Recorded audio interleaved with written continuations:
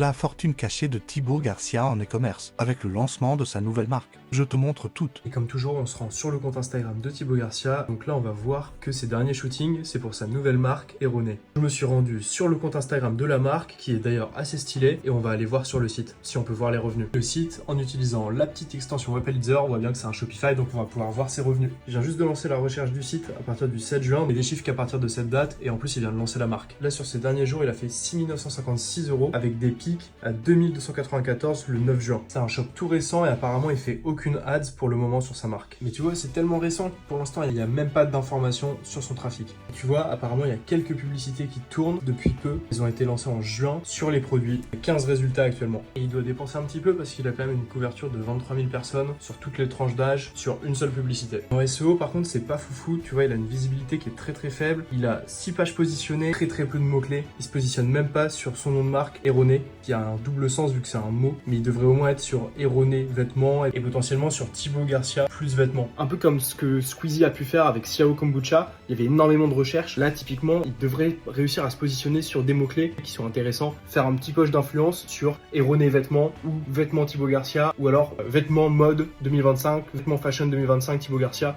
quelque chose comme ça qui lui permettent en fait de capitaliser et d'aller se positionner sur des mots-clés en jouant sur l'influence. Parce que tu vois, même si on va voir sur SEMrush pour son site, on voit que ses meilleurs pays, c'est néerlandais, français, mais avec 3 trafics et 33 mots-clés positionnés. C'est vraiment faible. Il va falloir aller chercher beaucoup plus de mots-clés positionnés pour réussir à la fois en SEO et réussir à obtenir beaucoup de trafic. Donc Thibaut, si tu veux en faire une vraie marque, n'hésite pas à faire des pushs d'influence au profit de mots-clés sur lesquels tu peux te positionner sur le long terme pour avoir des ventes en fait sans avoir besoin de faire des pushs, sans avoir besoin d'envoyer du trafic directement via tes réseaux sociaux. Et après, si tu veux qu'on mette en place une strat avec une automatisation complète et 100% efficace sur la marque et via directement Instagram pour vendre un max via Insta sans avoir rien à faire, eh bien viens en DM, on va faire du sale. Et si toi tu veux voir en place cette collab, n'hésite pas à le taguer en commentaire ainsi que la marque et de ton côté, pense à faire exactement la même chose. Exploiter tout le trafic que tu peux avoir via tes réseaux sociaux, ton emailing, etc. pour pousser les gens à faire des recherches de ta marque, plus du nom de tes produits, plus des mots-clés concurrentiels de ta niche. Ça va venir développer le CTR, ton trafic, et Google, ça va lui plaire et ça va te permettre de te positionner sur le long terme. Et surtout, si t'as aimé l'astuce, abonne-toi.